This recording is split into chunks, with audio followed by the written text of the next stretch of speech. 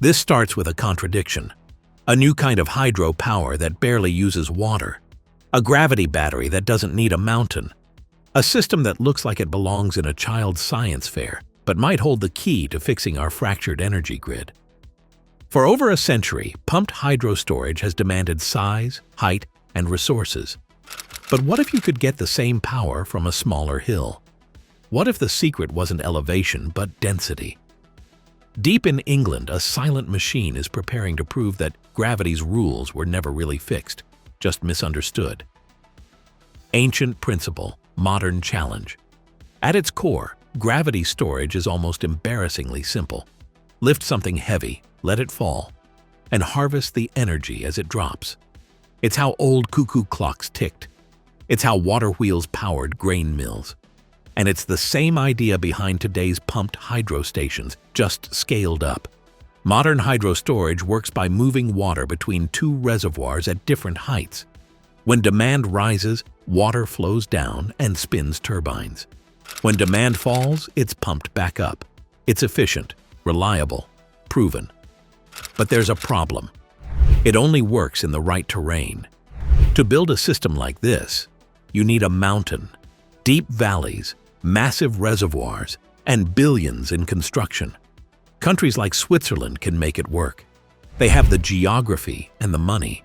But what about everywhere else? What about flat landscapes, smaller grids, or regions where water is scarce? Even with climate urgency, long-duration storage remains elusive for much of the world. Batteries degrade. Hydrogen is expensive. And pumped hydro, despite its beauty, is geographically exclusive. The technology is old. The need is growing. And the question remains, how do we make gravity work where gravity alone isn't enough? Rethinking gravity, the R19 fluid. Enter Re-Energize. A small startup with a deceptively simple idea. What if we didn't change the system, just the fluid inside it? Instead of relying on vast amounts of water and steep elevation, their approach focuses on something denser than water, known as R19.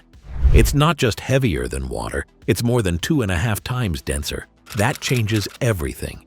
Because of its weight, this slurry can store far more energy in the same volume. That means you don't need towering heights or sprawling reservoirs. A small hill suddenly becomes powerful enough to run a grid. A football field-sized tank becomes a battery. The best part? It flows. Unlike solid weight-based systems that rely on cranes and concrete blocks, this fluid behaves more like traditional hydro, fast, responsive, and controllable. But with the strength of something far heavier. It's not water, it's not quite mud either. It's something in between, carefully engineered to hold energy the way a spring holds tension. And if it works, it could bring gravity-based energy storage to thousands of sites once thought unsuitable. The only difference is what's flowing through the pipes. The science behind the slurry. At first glance, you'd think something this dense would be a nightmare to move. Slurries are often thick, slow, and messy. But R19 isn't like that. It's a precisely tuned mixture of ultra-fine powder suspended in a liquid using a surfactant, a kind of stabilizer that keeps everything from settling. The company calls it a slurry, but it flows far more easily than you'd expect. Its viscosity, basically how thick it is, sits around 20 centipoise. That's thicker than water, but not by much. For comparison, baby oil sits at 28. Cream, around 65. Honey, over 4,000. So R19 is more like a runny syrup than a paste. Heavy, yes, but still mobile. That balance is key. The secret lies in its suspension chemistry, how the fine particles float instead of clumping. That means less friction, fewer losses in the pipes, and surprisingly little need for extra pumping power. Re-Energize says even standard piping systems can handle it with just a 25 to 30% increase in thickness.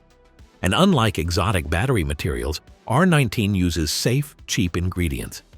So cheap, they say it can be mixed on site using components found in everyday oral medication. Real-world demonstration. Talking theory is one thing, proving it with gravity is another. That's what Re-Energize did on a ski hill in Canada. A working test of the R19 system, and the results were clear. At the same elevation, it produced twice the power of water. To match R19's output, water had to drop from twice the height. That's not a small win. It redefines where this technology can go. It takes pumped storage off the mountain and brings it closer to the grid. Now, a new 500 kilowatt system is under construction near Plymouth, England. Built into a former mine, it's designed to power operations while cutting emissions. If successful, it'll be the clearest sign yet that this can scale. Using a mine as a site of extraction to store clean energy is poetic. It shows how the past can host the future, and how a fluid change can turn ordinary terrain into the next chapter of energy innovation. Now first, like always, be sure to hit the like button down below. It helps us out tremendously with the reach of this video. Thank you. Scaling the system. Re-Energize isn't just building one system. They're thinking big and small. The next target is a 10 megawatt plant within 2 years. By 2030, they aim for 100 megawatt systems delivering power for up to 10 hours. Grid scale, real storage. But they're not only chasing size, they're testing microgrids too, like one tied to solar panels for apple farmers in South Africa. A way to keep power running when the national grid can't. A dense gravity battery charged by the sun. This is how the idea spreads, not just through cities but through farms, villages, and off-grid areas that need consistent energy. R19's strength is versatility. It doesn't need massive terrain. It needs density and a hill. That's a low bar to clear in many parts of the world. If this technology can deliver at both ends of the scale, from remote farms to urban grids, it won't just store energy. It'll unlock it in places we've long overlooked.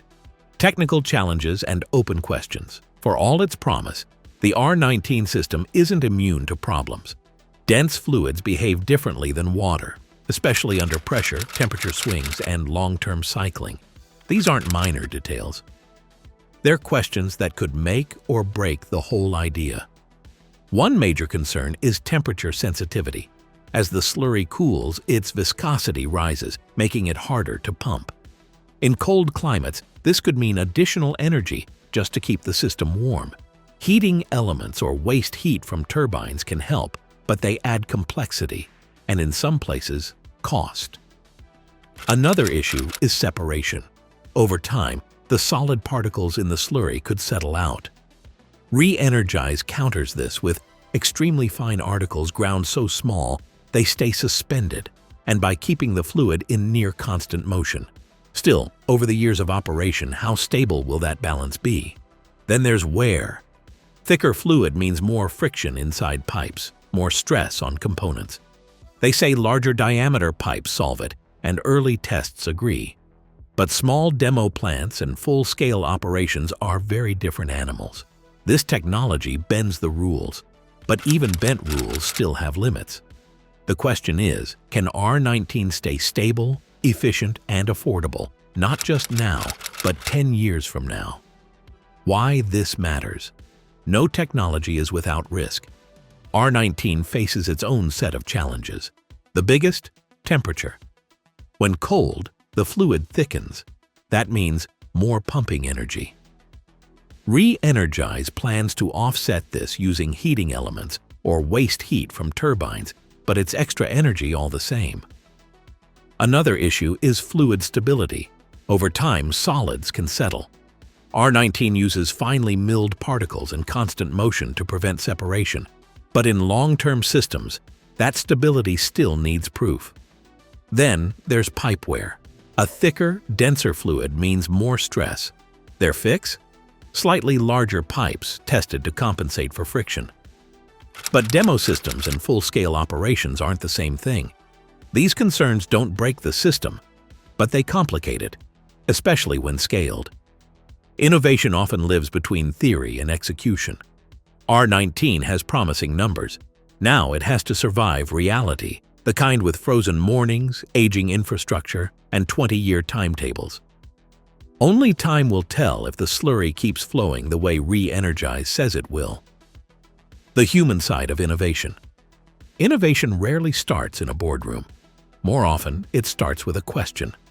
Professor Richard Cochrane, one of Re-Energize's co-founders, had plenty of them. He was a mentor, scientist, and a quiet force behind this project.